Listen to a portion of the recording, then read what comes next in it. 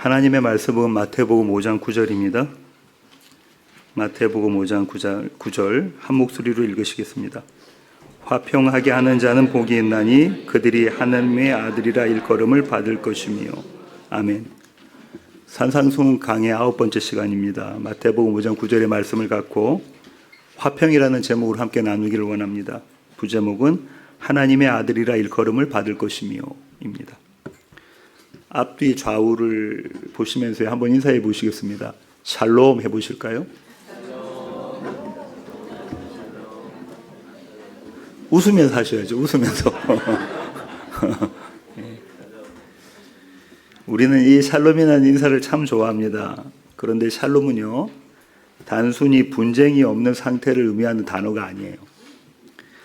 히브리어 샬롬은요, 깨지고 조각난 것들이 원래의 모습으로 완전히 회복되어 온전해진 상태입니다. 깨지고 조각난 것들이 원래의 모습대로 완전하게 회복되어지는 것이 샬롬이에요. 궁극적인 안녕과 완전한 충만함을 의미하는 것이 샬롬입니다. 우리가 그냥 인사치레로 안녕하세요 하는 것이 아니라면 우리가 묻는 안녕에는 이 샬롬의 상태가 어떤지를 물어보는 거죠. 하지만 우리가 살아가는 현실은 어떻습니까? 지금부터 넉 장의 슬라이드가 나올 텐데요. 갈등이 있고요. 폭력이 있고요. 전쟁이 있고요. 전쟁의 상흔과 피해가 있습니다. 우리가 살고 있는 이 땅의 이런 이미지들은요, 샬롬과는 거리가 너무 먼 것 같아요. 이 깨진 세상 속에서 어떻게 진짜 화평, 샬롬을 누릴 수 있을까요? 오늘 본문이 그 길을 우리에게 제시해 주십니다. 마태복음 5장 9절 제가 읽겠습니다.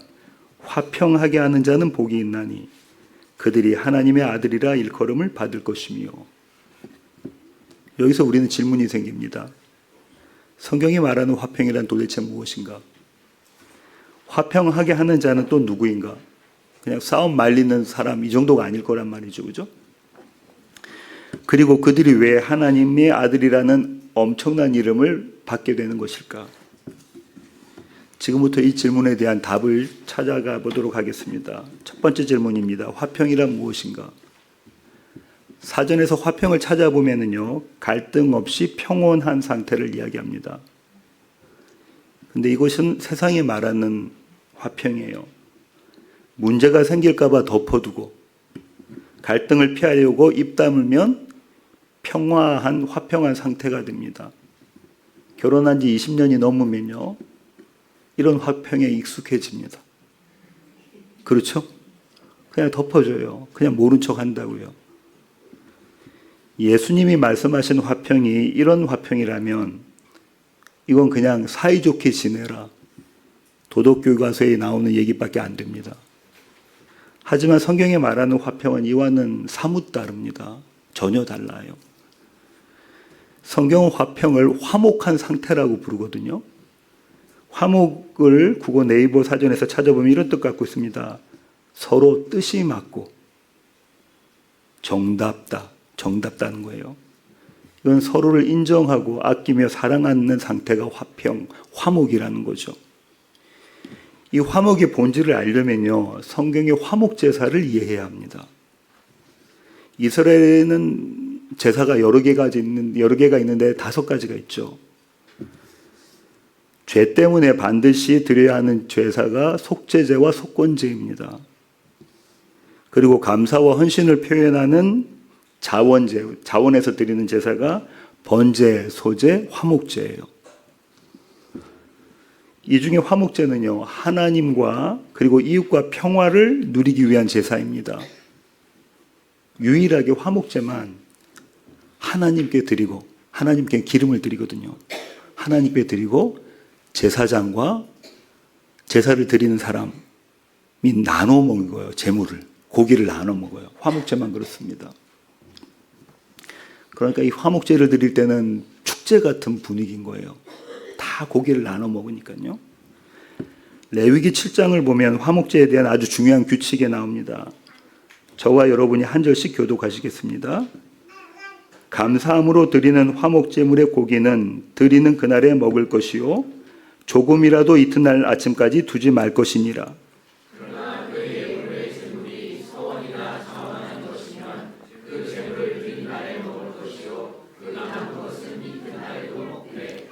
그 제물의 고기가 셋째 날까지 남았으면 불사를지니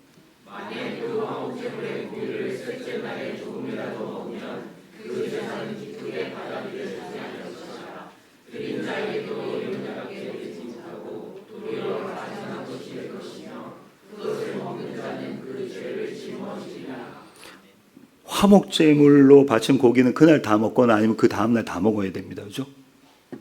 만약 셋째 날까지 남으면 어떻게 된다죠? 제사도 안 받으시고 그건 가증한 것이라는 거예요. 하나님 앞에 죄를 범했다는 겁니다. 생각해 보겠습니다. 소나 양 한 마리를 잡아서 한 가족이 다 나눠 먹을 수 있습니까? 하루 이틀 만에요. 물론 이렇게 남겨두면은 계속 먹을 수 있겠죠. 근데 하루 이틀 만에 소나 양 한 마리를 온 가족이 나눠 먹을 수 없습니다. 이것은요, 오래 두면 음식이 상한다, 이런 위생 규정을 말씀하시는 게 아니에요. 하나님의 은혜가 무엇인지를 이 화목 제사로 가르쳐 주시는 겁니다. 내가 준 이 풍성한 은혜와 축복을 네 창고에 쌓아두지 말라는 거예요. 이 기쁨을 너 혼자 독차지하지 말라. 지금 당장 문 열고 내 이웃 가난한 사람을 불러서 이 잔치를 함께 즐겨라는 거예요. 사실 하나님의 이 명령은요, 우리가 행해야 하는 것이 아니라 하나님의 뜻이 우리 가운데 있으면, 하나님의 사랑이 우리 가운데 있으면 이렇게 하나님의 사랑과 하나님의 뜻이 나온다는 거예요.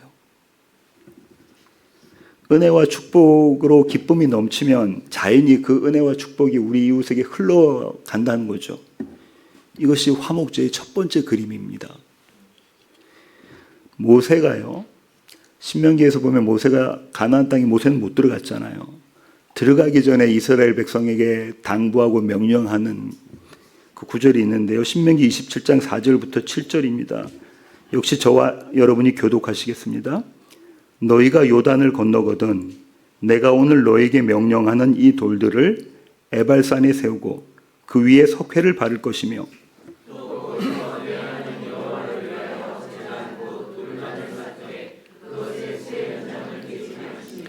너는 다듬지 않은 돌로 내 하나님 여호와의 제단을 쌓고 그 위에 내 하나님 여호와께 번제를 드릴 것이며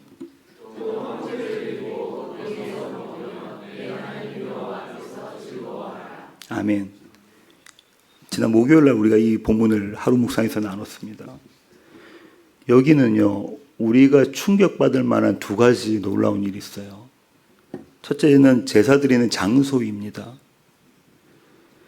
이 에발산은요, 저주의 산이에요. 그림심산은 축복의 산입니다. 근데 어디서 제사 드리라고 하죠? 저주의 산에서 제사 드리라고 하는 거예요.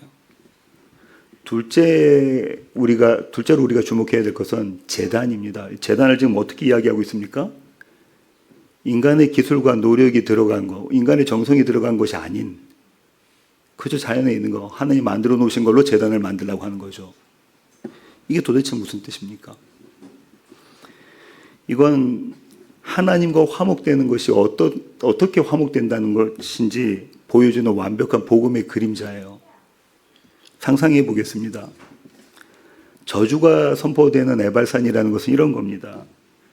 그 산에선 율법을 어기면, 지금 엄청난 율법이 주어졌잖아요, 이스라엘에게. 율법을 어기면 너희는 반드시 죽는다. 이런 하나님의 심판이 있는 산이 에발산이라고요. 하나님의 서슬퍼런 심판의 목소리가 있는 산이 에발산입니다. 그 자리에서 하나님이 뭐라고 말씀하시냐면요, 나와 화목할 제단을 여기에 쌓아라 라고 하시는 거예요. 이건 심판이 선포된 바로 그 자리에서 하나님께서 직접 용서와 생명의 길을 여셨다는 겁니다. 그런데 제단은, 이 돌은 왜 다듬지 않죠? 이거는 인간의 어떤 구원과 어떤 공로로도 저와 여러분이 받은 구원은 이루어질 수 없는 것이다 라는 거죠.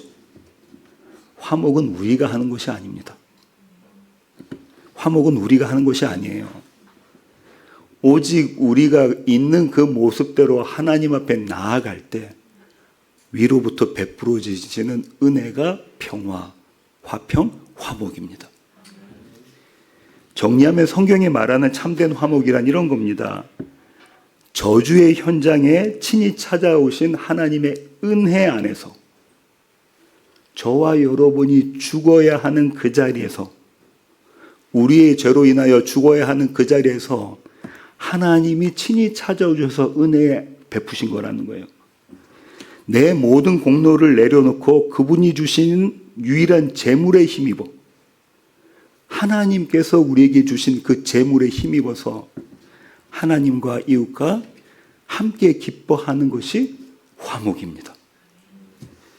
하지만 이스라엘은요, 이 의미를 완전히 오해했습니다. 출애굽기 32장 1절부터 6절 교도 가시겠습니다. 백성이 모세가 산에서 내려옴이 더딤을 보고 모여 백성이 아론에게 이르러 말하되 일어나라, 우리를 위하여 우리를 인도할 신을 만들라. 이 모세 곧 우리를 애굽 땅에서 인도하여 낸 사람은 어찌 되었는지 알지 못함이니라.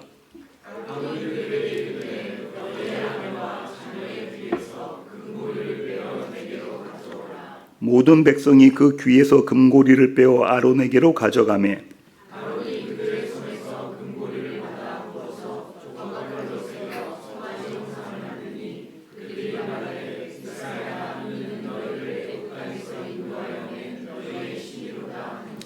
아론이 보고 그 앞에 제단을 쌓고 이에 아론이 공포하여 이르되 내일은 여호와의 절일이니라 하니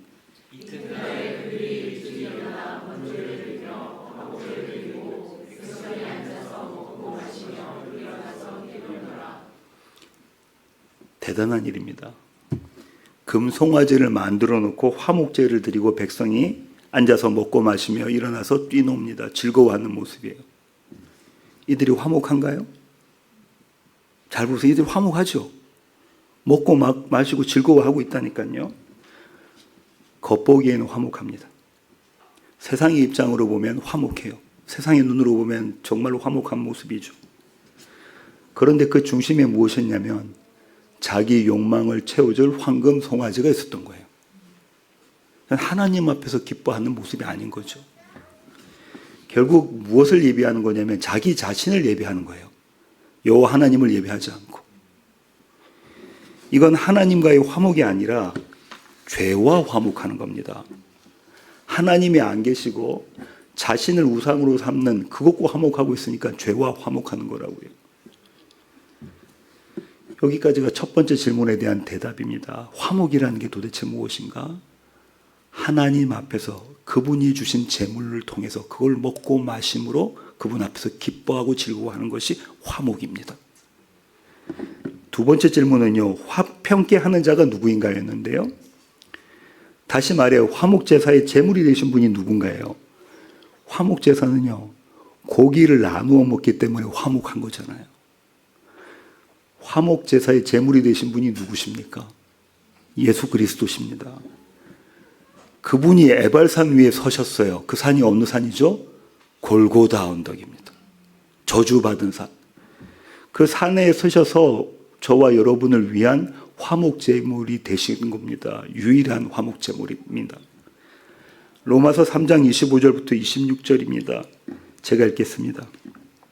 이 예수를 하나님이 그의 피로써 믿음으로 말미암는 화목제물로 세우셨으니 이는 하나님께서 길이 참으시는 중에 전에 지은 죄를 간과하심으로 자기의 의로우심을 나타내려 하심이니 곧 이때에 자기의 의로우심을 나타내사 자기도 의로우시며 또한 예수 믿는 자를 의롭다 하려 하심이라.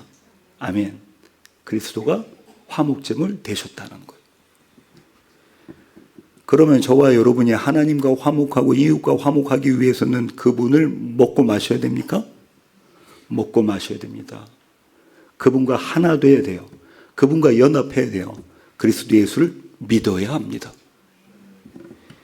예수님은 유일하신 화목제물이십니다. 그분은 우리를 화평케 하시는 분이에요. 그런데 그런 그분이 이런 말씀을 하십니다. 마태복음 10장 34절부터 40절 교독하시겠습니다. 내가 세상에 화평을 주러 온 줄로 생각하지 마라. 화평이 아니요 검을 주러 왔노라.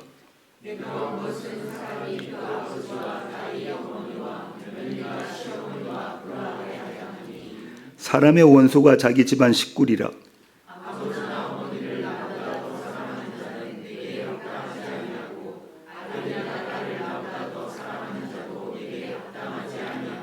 또 자기 십자가를 지고 나를 따르지 않는 자도 내게 합당하지 아니하니라.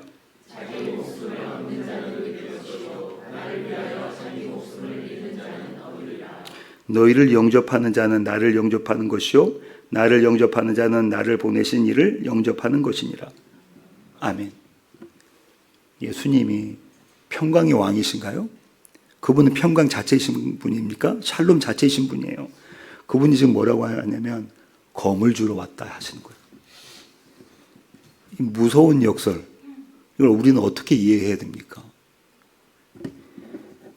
예수님이 예루살렘 성을 보시고 우실 때 비슷한 말씀을 하셨어요.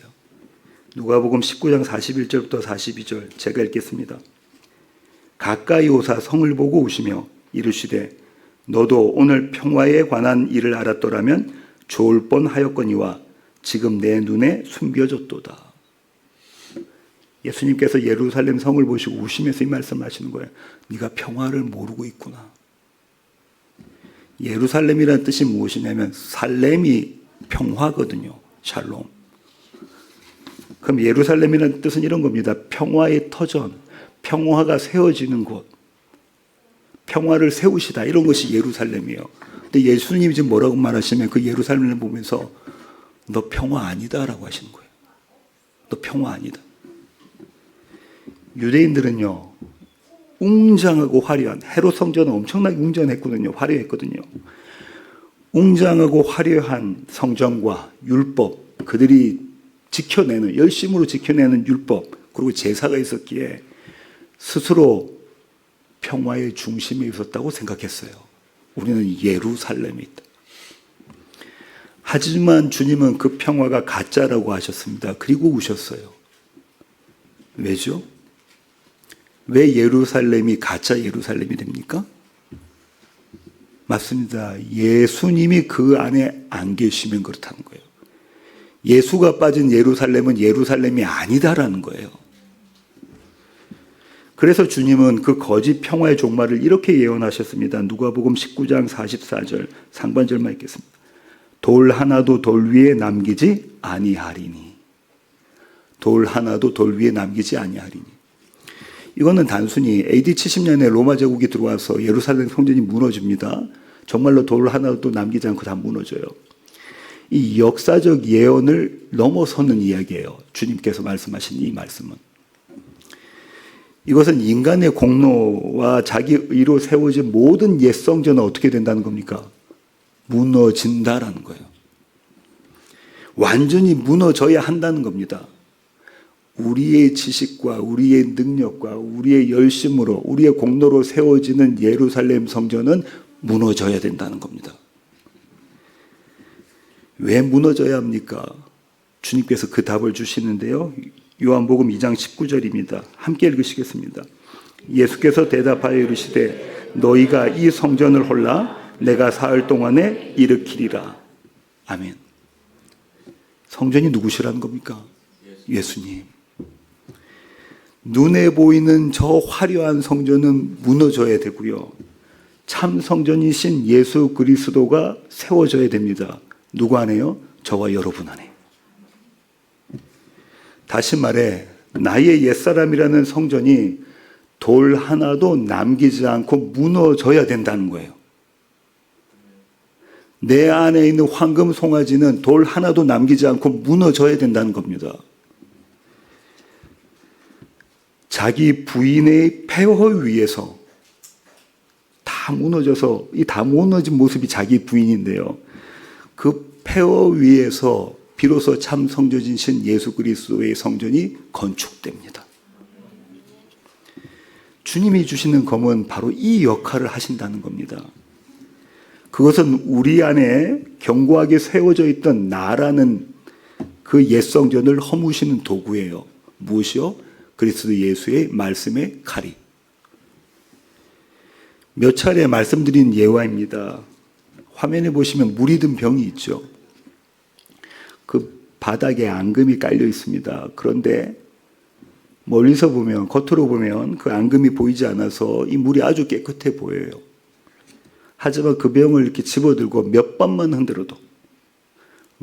흔들어도 앙금이 인해 올라옵니다. 주님께서 저와 여러분을 당신의 말씀의 검으로 흔들어 놓으시면 우리의 모습이 보여진다는 거예요. 주님은 그렇게 우리의 참 모습을 보게 하시고 나라는 성전이 얼마나 형편없는지 그걸 보게 하십니다. 그래서 주님은 이렇게 말씀하시는 겁니다. 내가 너희의 거짓 평화, 이 옛 성전이죠. 그걸 반드시 허물어 내겠다. 그리고 바로 그 자리에 너희의 안에 진짜 평화, 참 성전을 세우겠다. 주님께서 이렇게 말씀하시는 거라고요. 이게 은혜이지 않습니까? 여기서 우리는 조심해야 할 것이 있는데요. 주님께서 하신 자기 십자가를 지라는 말씀. 이것은 무너진 폐허 위에 내가 다시 무언가를 열심히 세워 놓으려고 노력해라. 그렇게 고행해라 하는 그런 말씀이 아니라고요. 그 십자가는 어떤 거냐면요. 내 의와 자랑이 될 뿐 결국 거기에는 예수 그리스도가 쏙 빠지게 돼요. 그죠? 내가 무언가를 열심히 해서 만들어 놓으면 예수 그리스도는 쏙 빠지고 나의 자랑만 남게 된다고. 진정한 평강은요, 자기 사랑으로 지어진 옛성전이 완전히 무너지는 겁니다. 우리는 처음부터 그렇게 생겨먹었어요. 처음부터 나를 사랑하는 모습이었어요.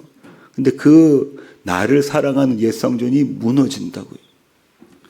자기 확장의 시도가 깨어집니다. 그 자리에 주님께서 새롭게 주님의 성전을, 그리스도 예수의 성전을 지어가십니다. 그래서 사도 바울이 이렇게 고백합니다. 갈라디아서 2장 20절 함께 읽으시겠습니다. 내가 그리스도와 함께 십자가에 못 박혔나니 그런즉 이제는 내가 사는 것이 아니요 오직 내 안에 그리스도께서 사시는 것이라. 이제 내가 육체 가운데 사는 것은 나를 사랑하사 나를 위하여 자기 자신을 버리신 하나님의 아들을 믿는 믿음 안에서 사는 것이라. 아멘. 나의 불가능함을 인정하고 오직 예수 그리스도를 믿을 때 우리는 비로소 진짜 화평을 누리게 됩니다. 그리고 그 화평을 경험한 사람은요, 화평케 하는 삶을 살게 되어져 있어요.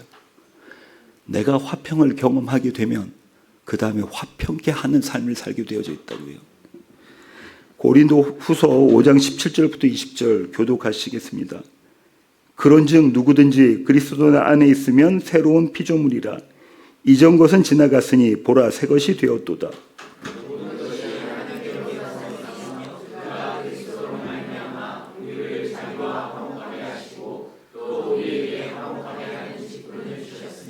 곧 하나님께서 그리스도 안에 계시사 세상을 자기와 화목하게 하시며 그들의 죄를 그들에게 돌리지 아니하시고 화목하게 하는 말씀을 우리에게 부탁하셨느니라.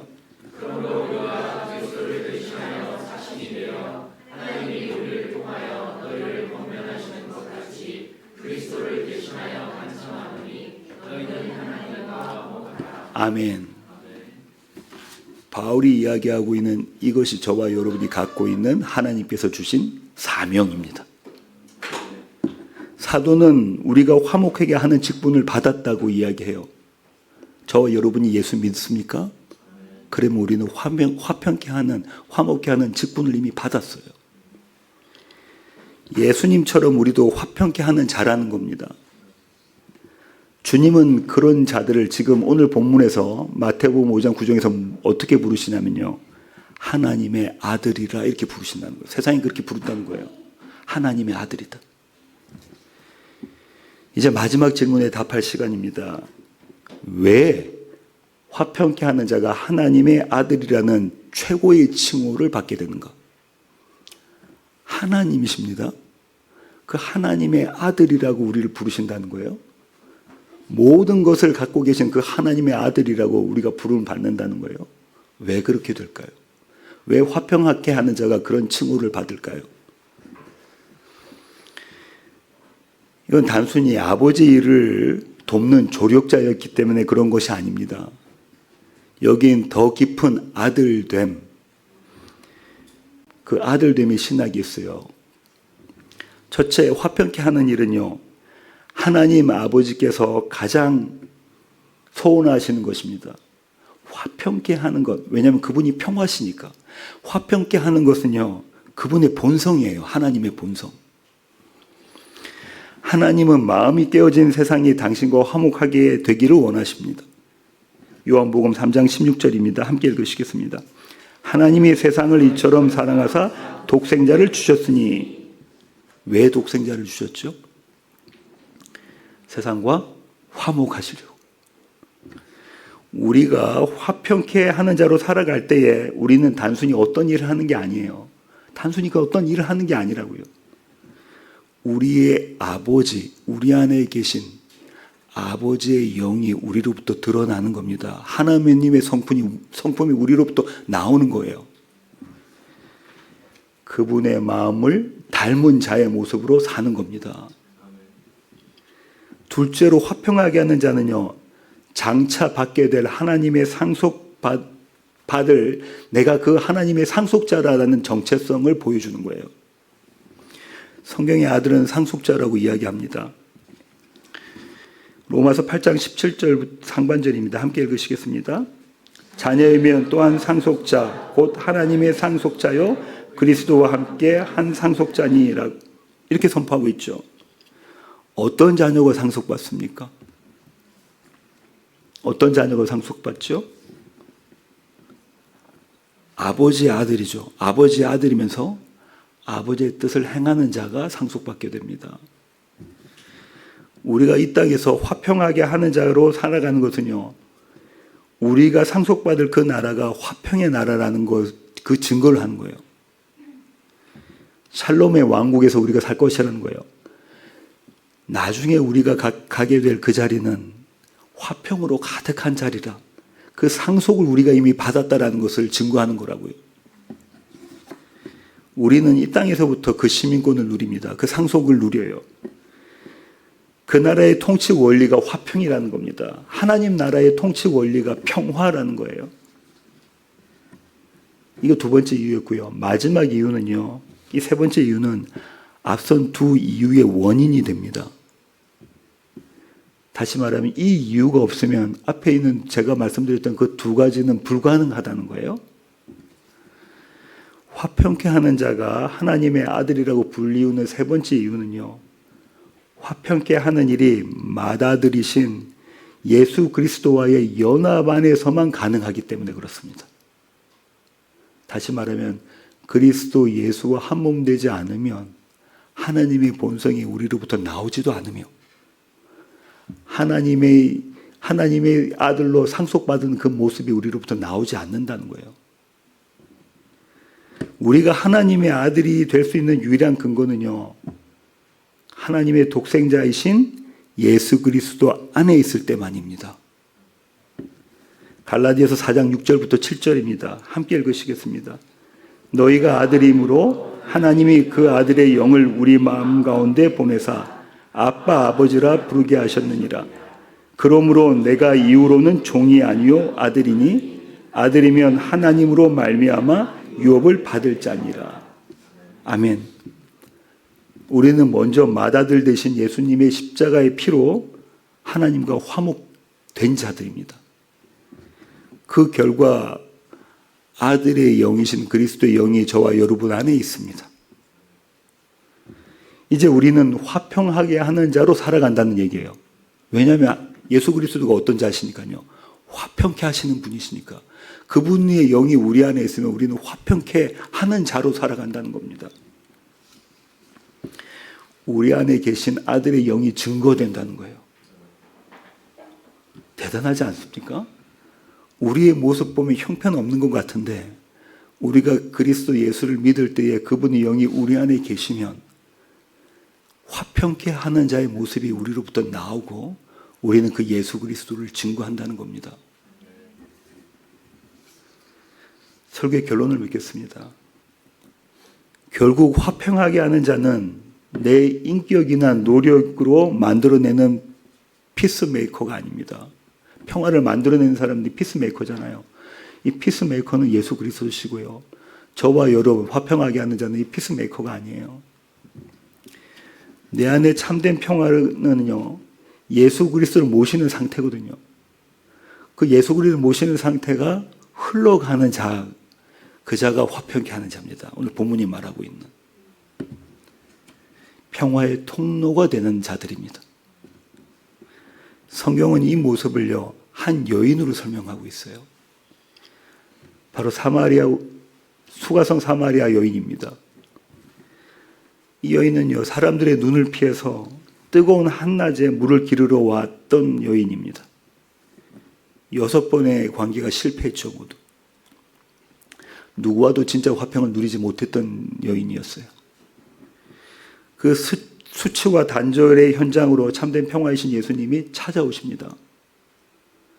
이 여자에겐 평화가 없었는데, 화평이 없었는데 그 자리에 평화이신 예수 그리스도가 찾아가시는 거예요. 그분과 대화함으로 여인은 자기 자신이 얼마나 비참한 현실이 있다는 것을 알게 됩니다. 내가 정말 사망의 모습 가운데 있구나, 이걸 알게 돼요. 그리고 그런 나에게 남편 되어 주신다는 그 예수님의 고백, 프로포즈를 듣게 됩니다. 그렇게 그녀는 평생 처음으로 영혼 깊은 곳에서부터 나오는 평화, 참된 평화를 경험하게 됩니다. 그러자 어떤 일이 생깁니까? 지금 평화를 받았어요. 화평을 받았어요. 화평을 전하게 되죠. 요한복음 4장 28절부터 읽으시겠습니다. 함께 읽으시겠습니다. 여자가 물동이를 버려두고 동네로 들어가서 사람들에게 이르되 내가 행한 모든 일을 내게 말한 사람을 와서 보라. 이는 그리스도가 아니냐 하니 그들이 동네에서 나와 예수께로 오더라. 아멘. 여인이 물동이를 버려둡니다. 물동이라는 것은요, 갈증이 반복된다는 거예요. 그죠? 그리고 이 물동이는요, 그 여인에게는 수치의 상징이었습니다. 그런가요? 수치의 상징이었어요. 그런데 이 물동이를 버려둔 이유가 뭐죠? 참 생수를 만났거든요. 마르지 않는 생수를 만났기 때문에 그런 겁니다. 이것이 하나님 앞에서 제물 되신 예수 그리스도로 인해서 즐거워하는 모습이에요. 아까 화목제가 뭐라고 했냐면요, 제물을 먹고 마시고 나누는 것, 그것이 하나님 앞에서 즐거워하는 모습이라고 그랬어요. 이게 화목제라고 그랬잖아요. 지금 이 여인이 이 화목제사를 드리고 있는 거예요. 예수 그리스도를 먹고 마시고 이젠 그거를 이웃과 나누는 모습이라고요. 사도 바울은요, 구약의 화목제의 모습을 이렇게 이야기합니다. 로마서 5장 10절부터 11절 제가 읽겠습니다. 곧 우리가 원수 되었을 때에 그의 아들의 죽으심으로 말미암아 하나님과 화목되게 되었은즉 화목하게 된 자로서는 더욱 그의 살아나심으로 말미암아 구원을 받을 것이니라. 그뿐 아니라 이제 우리가 화목하게 하신 우리 주 예수 그리스도로 말미암아, 이것이 그리스도 예수를 믿는 믿음이고 먹고 마시는 겁니다. 하나님 안에서 또한 즐거워하느니라. 화목제사를 드린다는 거예요. 이 화평의 즐거움이 하루하루 삶에 가득한 자들이 성도입니다. 성도는요, 이 화평의 즐거움, 화목제사의 즐거움이 있는 자들이에요. 또 이 화평의 즐거움을 우리 가정, 우리 이웃에게 나누는 자들이 교회입니다. 바로 저와 여러분이 성도이고 교회입니다. 기도하시겠습니다. 주님, 그렇습니다. 하나님, 우리는 하나님과 화목될 줄을 몰랐던 자들입니다. 황금 송아지를 여호와 하나님이라고 여겼던 자들입니다. 나를 왕으로 삼았던 자들입니다. 그런 우리들을 그대로 내버려 두지 않으시고 예수 그리스도를 보내셔서 우리 화목제물로 삼으셨습니다. 그 예수 그리스도를 먹고 마심으로 우리는 하나님 앞에서 기뻐하고 즐거워할 수 있습니다. 날마다 우리 삶 가운데서 나의 모습을 발견하고 예수 그리스도께서 이루신 놀라운 구원의 의를 경험하며 한 분 하나님께만 예배드리는 우리 모든 교회 가족 될 수 있도록 하나님, 우리 한 사람 한 사람을 붙잡아 주시옵소서. 그래서 이 화평이 우리를 통하여 우리의 가정과 우리의 이웃에게 전달될 수 있도록 하나님, 우리를 그렇게 사명자로 삼아주시기를 원합니다. 귀하신 예수님의 이름으로 기도합니다. 아멘.